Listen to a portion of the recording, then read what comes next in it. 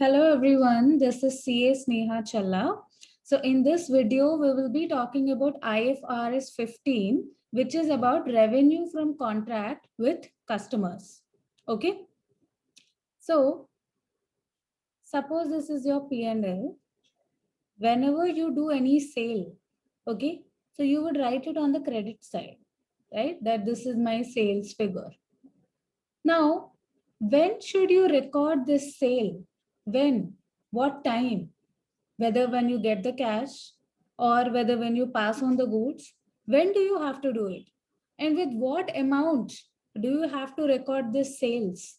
So there is an ambiguity when it comes to these questions. Okay.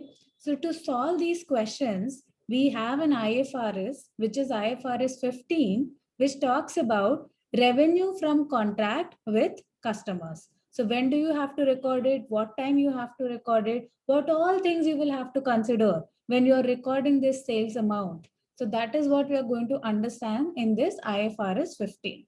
So let's get started and go ahead and see what this IFRS has to state. So here we are going to talk about objective of this particular IFRS. So as I told you, the objective behind why this IFRS has come, so that we will understand what kind of revenues do we have to include. See, sometimes what happens, you are the owner of a flat. Okay. So sometimes, usually you don't deal in selling and buying flats, but you just own a flat, and once in a blue moon, you would want to sell it to someone. So when you're selling it to someone, just once in a blue moon, it's not your business activity, but you're selling it.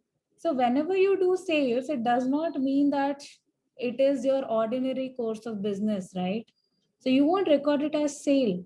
You will record it as non-current asset that you're disposing of, right? So what kind of revenues do you have to record in the P&L? Then what time do you have to record? What is the amount that you have to record? And there are some uncertainties in the contracts that you are entering into customer. You will see all those uncertainties also. So whenever there are uncertainties, how do you deal with it? And how do you post all these entries in your accounting records? So that is what this IFRS 15 is going to state. So, as I told you, if you have received any revenue, but if it is not from ordinary course of business, this IFRS will not deal with such situations. Okay. For example, revenue from sale of PPE, revenue from dividend or interest income.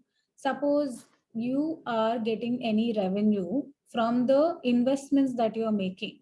You don't show it as sales, right? You show it as revenue from financing activities, from investing activities. So these are out of scope of IFRS 15.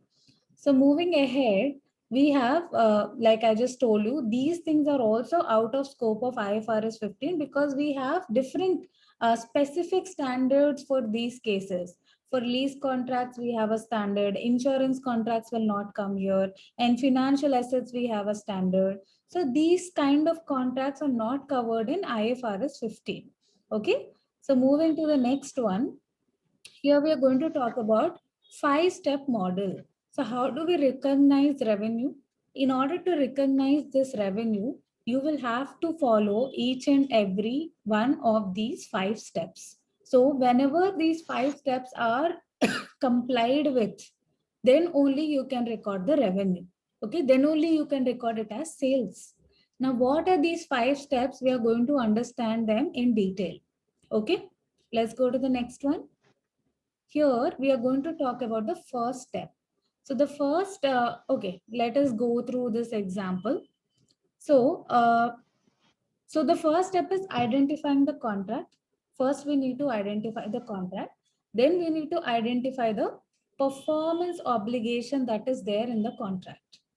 After identifying the performance obligation, we will have to see what is the price that we are going to get from the customer. How much is he paying us? Okay. So after understanding how much he is paying us, we will also allocate this transaction price, and then we will see if it is able to satisfy the performing obligation. Okay. Now, what are these 5 steps? We will understand it with the help of an example. And you can just read this example. With this help, with the help of this example, we will talk about all the 5 steps in a shorter manner. Then one by one, we will do in detail. So on 1st of December, a person receives an order from a customer for a computer as well as 12 months of technical support. So we deliver the computer to the customer on the same day. And the customer paid us $420. The computer normally sells for $300 and technical support for $120. So here, what is the question saying? 1st December, we did a sale. Let's say 2020. Okay, the year end is 31st December 2020. Okay, so just before 1 month, the year is ending, I made this sale. Okay, so what all did I, this is the contract between you and the customer to sell the computer plus technical support, right? So this is the contract. Now, technical support, for how many months are you providing it for? You can answer, for how many months is it providing it for? 12 months. It is for 12 months, right? Now, Yeah. from 1st December to 31st of December, how many months have passed by? 1 month. Just 1 month. Yeah. He's paying us 420. He's paying us 300 for computer and he's paying us $120 for the technical support, right? Now, Yeah. if I record the whole 420 on 1st December as my revenue, do you think it is correct? No. Because I only provided the technical support for 1 month. I still have a performance obligation left for how many months? 11 months. 11 months. For 11 months, my performance obligation is still left. So if I book the whole revenue in this year only, then I'm not being fair to the next 11 months, right?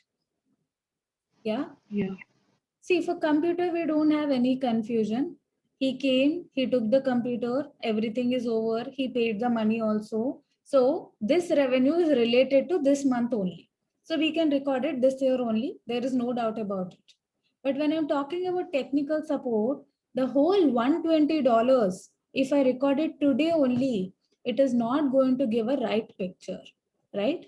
So in this year, Yes. which is ending on 31st of December 2020, how much revenue should I book for technical support? $12. $12. So that is nothing but 120 divided by No, actually 12, 10, $10. 120 divided by 12. yeah. So only $10 that I'm $10. recording in this particular year because only 1 month's performance I have done, right? Yeah. Yes. So seeing this example, we will again go back to the steps and we will relate to it. Okay. So identifying the contract. Here, what is the contract? Selling the computer plus 12 months technical support. Yeah. So you have a contract with him. Now, what is the performance obligation? What all things do you have to give to the customer? The computer plus 12 months technical support. Right. So that is your performance obligation. Now, what is your transaction price? $420. $420. Now, how are you? You have to allocate the transaction price to these two performance obligations. Okay. So for computer, they have given you Yeah. how much? You book 300. 300. And for technical support, 120. 120. Okay. So this is allocation of transaction price to the performance obligations. Okay. So computer's performance obligation I have already satisfied, right? So this I can already Yeah. recorded. But technical support performance, I only satisfied for 1 month. 1 month. Yeah, so I will only record 1 month's revenue for the technical support because I have only satisfied that much. Clear? So Yeah. these are the five Yes. steps. These are the 5 steps, and we will study them in detail. And we will see what are the uncertainties that can be there, and what if there are any additional things that we have to learn from it. We will do it. So the first one is step one: identifying the contract. So how will you know that there is a contract? So whenever there is a contract, usually there are two things that need to happen. There should be an offer and an acceptance, right? So the customer is coming and asking you for a computer and you're accepting it. So he's giving you an offer, you're accepting it. Or you're going and giving offer to someone and that person is accepting it. So offer and acceptance, both of these things should be there in order for it to be considered as a contract. Okay. Now, each and every party's rights have to be identified. Okay, what are your rights? What are his rights? So your right is to collect the money. Your right is to collect the money from the customer, and the customer's rights are he will obtain the goods or services from you, right? Yeah. Yeah. Yes, ma'am. Then you will have some payment terms also in the contract, only you will fix that you will pay it now or you'll pay it after 5 months, or if it is credit, what is the discount that you're offering, everything that you will already identify it in the contract at the time of entering into the contract itself, right? And here we are only talking about commercial transactions, okay? Free transactions, like some you see some companies they issue free samples. So when you're issuing free samples, you cannot write it as revenue, right? So there should be a Yes. commercial transaction. Okay. And the most important point over here is it is probable that the entity will be paid. Okay. Suppose I know that a customer is unable to pay, or I'm not sure that if I'll get the money or not, then I cannot recognize it as revenue. Only when I am sure that I will be get paid, only then I can recognize it as revenue. Is that clear? Yeah. Yeah. For me, the payment is nothing but consideration. For me, the payment is my consideration. And for the customer, computer or technical support, that is his consideration, right? So these are the things that Yeah. help you to identify a particular contract. So moving on to the next one, you need to understand what are your performance obligations. Okay.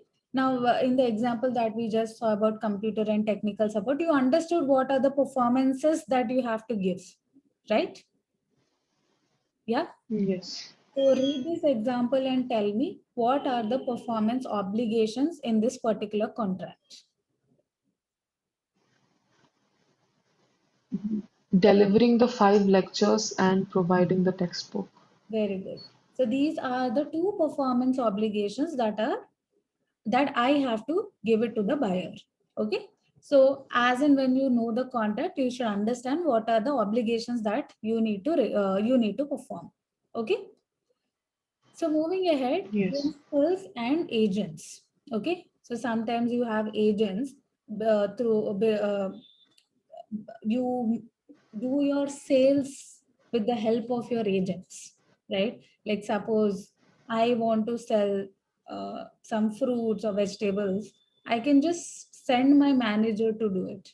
So my manager will become the agent, right? I am the principal, he is the agent. Now, the revenue from selling these fruits or vegetables, is this revenue mine or is this revenue my agent's? Did you understand the question? So Yes. I The am, revenue will be yours, right? yeah. So I have sent my manager. So this manager, he is nothing but the agent. Now he is selling on my behalf. Okay. Who is the owner Yeah. of the goods? I am the owner of the goods, right? Not him. So Yes. whenever he sells, suppose he sold it to the customer is going to pay money to him. Suppose let's say manager maintains his own books. He has his own books of accounts. Okay. So in that, will he write it as sales or should I write it as sales? You should write it as sales. I should write it as sales. Okay. The only thing, suppose I'm giving my manager some commission. Okay. I told him if you sell whatever, how many ever pieces you sell, that much commission I'll give you. So for the agent, what is the revenue that he's getting? He's only getting commission. Commission. Right. He's not getting the revenue from this sales of fruits or vegetables. So he's not supposed to record the sales as revenue. Right. This is clear, no? Yes. Yeah. So just see this question once.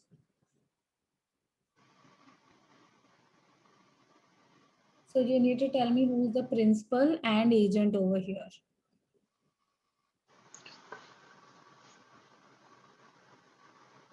The principal is Eleni, Elaine, Hmm. and Rosemary Co is the agent, Hmm. So what did they do over here? and How Rosemary should the Co agent? should rec Ah. Hmm. Rosemary Co should record the commission in their statement, Hmm. which is 20% of 2 million, Hmm. 0.4 million. Hmm. And Elaine will record 1.6 million as their revenue in their statement. Hmm. How should the agency sale be treated in Rosemary's statement of profit or loss? Okay. So it is Ellen who has to treat it as revenue and not Rosemary. Okay. So should we go Rosemary. to the next one? Yeah. Here we are talking about determining the transaction price. So how do we understand what is the transaction price? See, in transaction price also, see, sometimes we go to the shop and we clearly know what is the money that we are going to pay. But in real transactions, in some real business contracts, it is not very easily determinable. There could be a lot of things that are, attached to this transaction price. So these are the four situations that you can land up to understand what is the transaction price. Okay. So the first one is variable consideration, then significant financial component, non-cash consideration, and amount payable to customers. So we will be talking about all these and then we'll go to the next step. Okay. So first we'll start with significant financial component. Okay. So you all must be seeing that whenever you purchase any good on EMI, right? On EMI. What happens if you instantly pay the money, then the price would be different. But if you buy it on EMI, the price would be different. Now, why is that? Because think it from the point of view of the seller. I am not getting money today. I'll be getting money after few years if you're taking it on EMI, right? Yeah. Yes. So I would be charging a higher price from you because I would need to collect the interest from you. It is like I'm giving you a free loan, right? Yeah. Yeah. So instead of telling you that I'm going to collect it as an interest, what will I do? I will just charge up my price. Okay. So indirectly, I'm collecting that interest rate from you. Okay. Yeah. Yes, ma'am. We'll understand this by doing this example. So just read this question and then we will go ahead.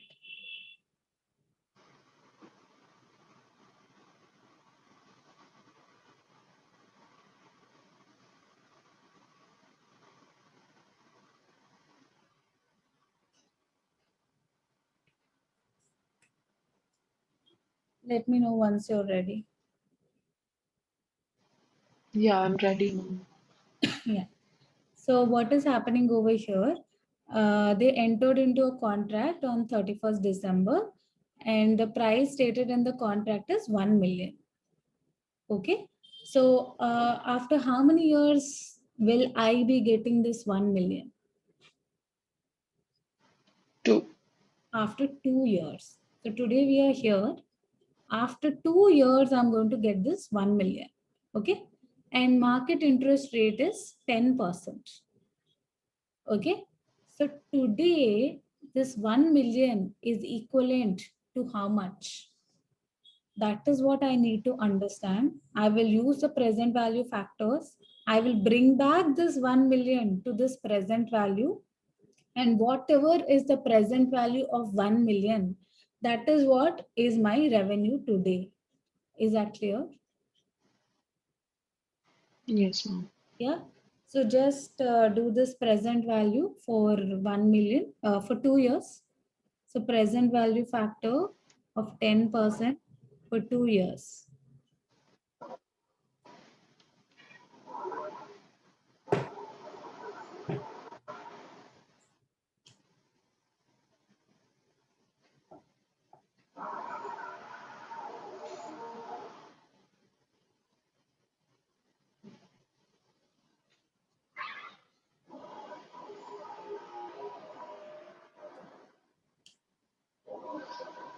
0.826, no? Yeah, 0.826. So $1 million into 0.826. 0.826. How much is that? 0.826 million. 0.826 million. Okay. So today you will record 0.826 million as the revenue. Okay. So today means 31st of December 2021. Okay. Now, what happens in the next year? That is 31st of December 2022. Okay. Now, let's say you are the customer. You have to pay me 0.826 million as of 31st December 2021. But by next year, this interest rate will also be added, right? Yeah. Yes. So for next year, what will you do? You will add this 10% to this 0.826. Okay. So plus 10%, Yeah. that will come to 0.9086. Okay. So by Yeah. 31st of December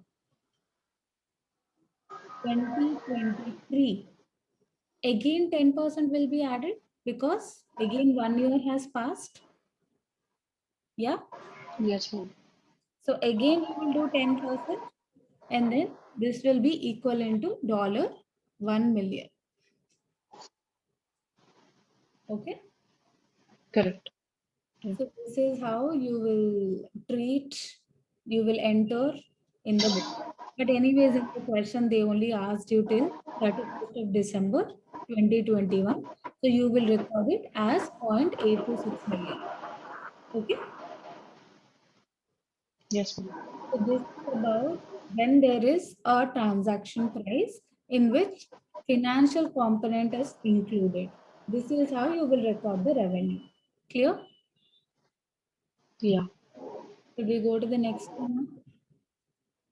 Yes, ma'am. Now we are going to talk about variable consideration. So what is variable consideration here is, let's say I have 50 customers. Okay. Each of them have purchased one product from me. Okay. So each of them have purchased one product from me and the price of each product is $1,000. Okay. Now we have seen in step one that we will only recognize the revenue when we are sure that we will receive the consideration, right? Yeah. Yes, ma'am. Now here, as per my estimation, I know that 48 people will definitely pay me. And I'm not sure, and I'm expecting that the other two customers will return back my goods. Okay. They paid me now. Though they paid me now, they will return it back. So when they return it back, I will again have to pay them back the money, right? So now Yes. here I am probable of my sale related to how many customers? 48. 48. Okay. So how will my entries be? when there is variable consideration. Okay. So here, what is the cash that I received? Today I received the cash from all the 50 customers, right? Yeah. But revenue, I should only recognize it with respect to 48,000. customers. Very good. 48 into 48. 1000, that is 48. And refund liability is nothing but I'm not sure of the two products. 2,000. Yeah. So that will be 2,000. This is how you will record when there is variable consideration.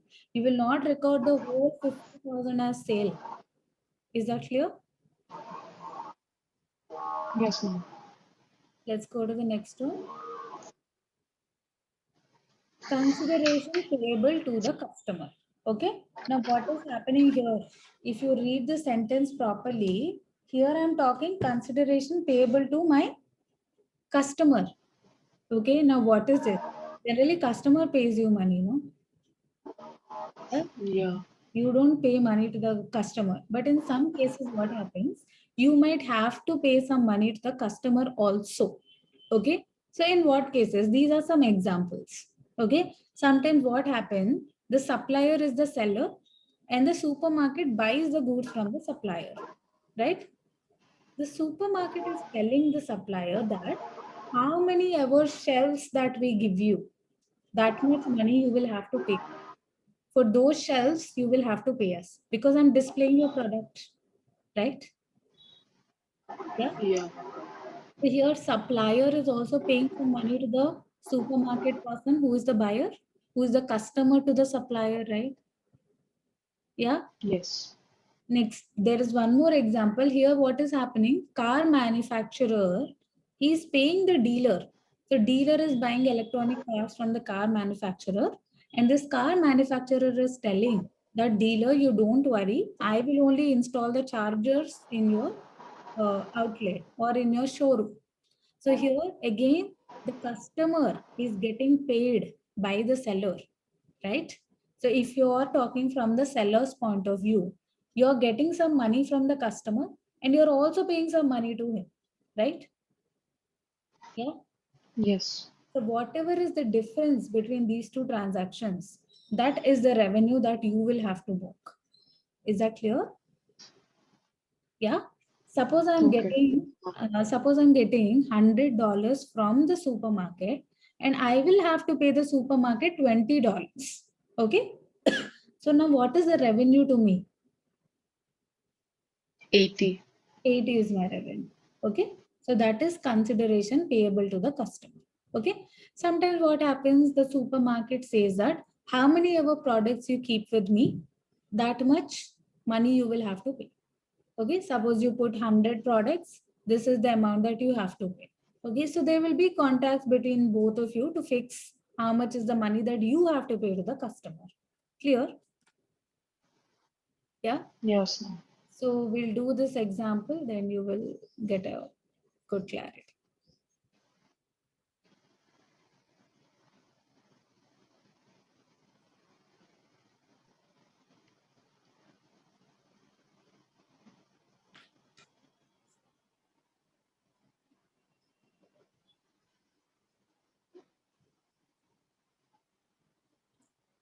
Okay. Golden Gate Company enters into a contract with a major chain of retail stores. The customer commits to buy at least 20 million of the products over the next 12 months. The terms of the contract require Gate Company to make a payment of 1 million to compensate the customer for changes that it will need to make to its retail store to accommodate the products. So I am the supermarket who's the I am the seller who is Golden Gate. And we have a customer who is a supermarket, for example. Okay. What is Golden Gate telling? Golden Gate is going to supply 20 million products, whatever. Golden Gate also have to pay supermarket how much? 1 million, 1 million. so that this 20 million products can be accommodated in this supermarket. So basically they are paying for the shelf space. Clear? Yeah. Yes, ma'am. By December, Golden Gate has transferred products with sales value of 4 million. Okay. So 20 million is for whole 12 months. By the year end, 4 million has been transferred. So for this 4 million, how much money does Golden Gate have to pay supermarket? See, this 1 million is, is with respect to $20 million goods. 20 million. Yeah. So now I only gave how many? 4 million, right? 4 So million. how much money would I have to pay to the customer? Okay. Or 1 by 5, which is 0.2 million. 1 million into 4 million by 20 million. Okay. So how much 20 is it coming? point, Point, 0.2 million. 0.2 million. So 0.2 million is something that Golden Gate has to pay supermarket. Okay. So if you see Golden Gate and supermarket. Supermarket is paying 4 million and Golden Gate is paying how much? Point. 0.2 million. So what is the revenue for Golden Gate? 3.8 million. 4 minus 0.2, which is 3.8. Okay. Next one. Yes, ma'am. Non-cash consideration. Suppose non-cash means what? Suppose I'm giving you some shares of a company. I'm not paying you cash, but I'm paying you some shares of a company. Okay. Let's say today I'm giving you shares of SBI. Okay. And SBI, I'm telling it to you in rupees. And let's say SBI share price right now, the fair value is around rupees 425. Okay. So let's say I've given you 100 shares. You are the seller. I am the buyer. I'm giving you 100 shares of SBI. So what is the consideration that you are getting? 42,500 Yeah. So that is about non-cash consideration. in Yeah. It should be measured at fair value. fair value. Okay. Easy. Should we go to the next one? Yes, ma'am. Yeah. So now we understood how we take up this transaction price. Now we are going to understand how do we allocate this transaction price. So we have different performance obligations. So how do we allocate this transaction price when we have different performance obligations? Okay. So we will do this with Yes, the ma'am. help of a question. So this is the question.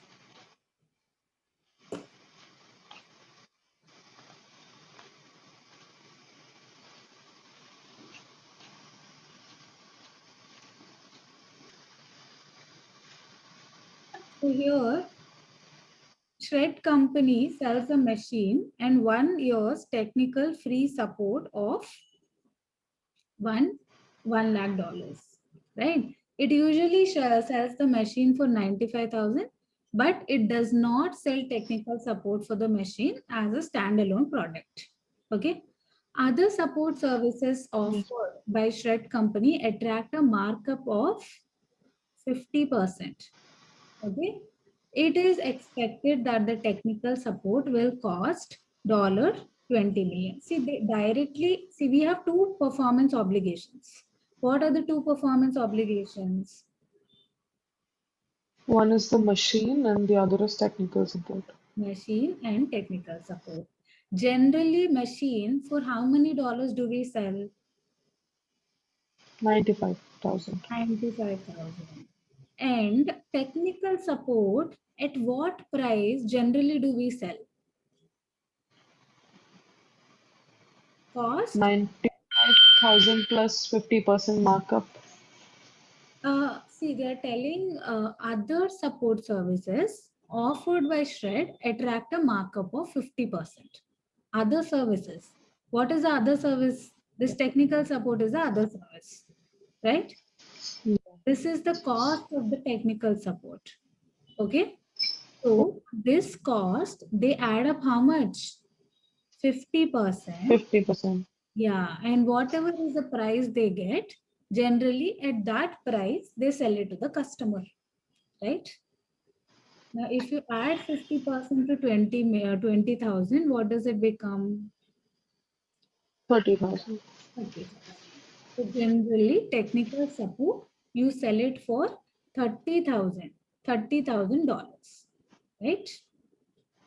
Right? Now, how much are Yeah. we getting from the customer? We are only getting 1 lakh. 100,000. Yeah. So that means we are Yeah. giving some discount to that person, right? Yes, ma'am. So if you just add up this, how much is the value? 125,000. 125,000. How much discount are we giving? 25,000. Discount is 25,000. Okay. Now, how do we know from machine how much discount are we giving? From technical support, how much discount are we giving? They didn't tell us, no, right? We never know how much Yes, ma'am. discount are we giving, from which. So when we are not told, what will we assume? So we will calculate the discount percentage. Okay. Okay. So what is the discount percentage? 25,000 by 125,000 125, into 100. 200. Yeah. So you will get it as 20%. Okay. Yeah. So now this 20%, you will give discount over here. Minus 20%, minus 20%. So whatever is the value that you get, that is the allocation of transaction price to both the performance obligations. Okay. So here Okay. you will get Yes, ma'am. 70,000 and here you will get 24,000. 4,000. This is how you will Uh, split. Yeah. if suppose we were given separate percentages of allocation, that machine was offered at a 10% discount, and so we will do according to the allocation. Right. Yes. If nothing is told to us, we need to find out on what fair basis to make the allocation. Right? Yes, ma'am. Yeah. Got it? Got this question? Yeah.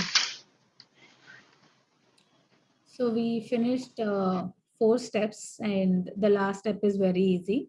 So in order to recognize the revenue, we need to understand if the control of the product has been passed on to the customer. Okay. See, only when the control is passed on, that is when we will think that the ownership has been passed on, right? Only if I'm passing on the Yes. ownership, that is when I'm doing a sale. If I am having the ownership, then there is no sale. I am still owning it. So how can it be a sale, right? So we need to Yes, ma'am. understand if the ownership has been passed or not. Now, ownership, control, all these are synonyms. Okay. Now, when an entity satisfies a performance obligation by transferring a promised good or service to a customer, that is when I will recognize the revenue. Okay. So how do we understand when is the control given to the customer? Okay, because see, payment is not necessary. Payment can be done later also. It is not that only when I get the payment I'm transferring the ownership. It is not like that. You buy goods on EMI, are you paying money right away? No. No. But still you're the owner of it, right? Yeah. Yeah. So payment does not have to do anything with this. So control can be transferred by any other means also. Okay. So here, see, again, you will have to keep these two things in mind at a point in time and over the time. Okay. See, computer, at that time only I have transferred the control, right? But technical Yeah. support, I will be transferring at a span of 12 months, right? Yeah. Yes, ma'am. So the accounting treatment will be different for both of these things. It depends on what time is the control being transferred. Okay. Yeah. So we Okay. will see some of the indicators which tell us that the control has been transferred. Okay? Yeah. Yes, ma'am. See, only if the ownership is transferred, that is when I have a right to demand money from the customer, no? Yeah. Yeah. So the entity has a present right to payment for the asset. Okay. So that means the ownership has been transferred. Customer has the legal title to the asset. Suppose you're purchasing a car on EMI, it is on your name. The car is transferred on your name, right? Yeah. Legal title is with you. So that means you are the owner. That means sale has been done. Okay. Entity has transferred physical Yes. possession of the asset. That means I have given you the asset. The physical possession is with you. Okay. Yes. Customer has significant risks and rewards. Now, suppose something happens to the car. Okay, somebody, the mirror has been broken. Now, you will bear the risk of it, right? You will not come to me. Yeah. So that means the ownership has been transferred. Generally, the person, whoever is the owner, will get the risks and rewards of that particular good. Okay. Yes, ma'am. Yeah. Customer has accepted the asset. He has accepted it. That means he has become the owner. So these are some indicators to help you determine who has the control. Okay. Okay. Yeah. So we will stop here Yes. today. And in the next lecture, we'll be talking more about at a point of time and over the point of time, if you're transferring the revenue, how should it be dealt in the books of accounts? Okay. So we have covered all Yes, ma'am. the questions from the Kaplan book also. Okay. Whether it be SEMA or whether it be ACCA, we have covered all the questions. So this is the chapter revenue. We have done all these concepts. You can pause the recording whenever you want and you can uh, note down the notes. I just want you to do this question once. We have done this question, but I didn't explain you the journal entries. Okay, see, you told Yeah, me okay. Rosemary is the agent, you told me, and Eileen is the principal, right? Yes, ma'am. So, what Rosemary did, Rosemary entered this revenue in its books. Rosemary entered this revenue in Rosemary's books. Do they have to, should Rosemary, Okay. should they have No. done this? No, right?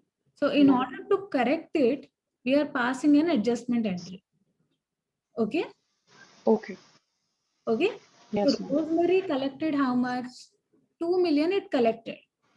Out Two. of that 2 million, it will keep its commission, right? So Yeah. principal is there, agent is there, and customer is there. Agent collected how much? He collected 2 million. Out of this 2 million, agent is going to get his commission, which is how much? 0.4 million. 0.4 million. And the rest, Yeah. 1.6 million, agent is going to transfer it to the principal. Principal. Agent is only supposed to book this in his books. He's not supposed to book Yeah. 1.6 in his books, right? So that is the reason we have done Yes, ma'am. a adjustment entry. Generally, revenue is always credited, right? Agent has credited Yeah. 1.6. That is the reason we are debiting him with 1.6. Okay. Okay. Okay. Yes, And ma'am. cost of sales, see, he would have done cost of sales to revenue, right? When, Yeah, we are doing the opposite.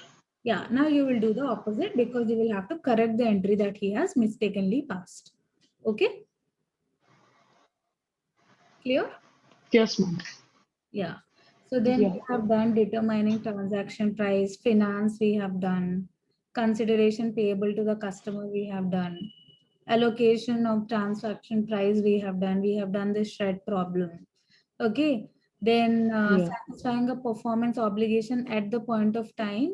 So here there are some cases and over the point of time there are some cases which we will do in the next class. Okay. Okay. You just explained me this first point, ma'am, in the indicators. Yeah. So we Present have, right to payment of the asset. sorry. Yeah, we have done The all. present right to payment. Hmm. Yeah, we have done it. I just have a doubt on the first point. Present right to payment for the asset, as in the seller will have the present right of pay to receive the payment for the asset, or Yes. Yes. okay. Okay. Yes, ma'am. Chalo. So I hope you understood till here and we'll meet in the next class. Okay. Yes.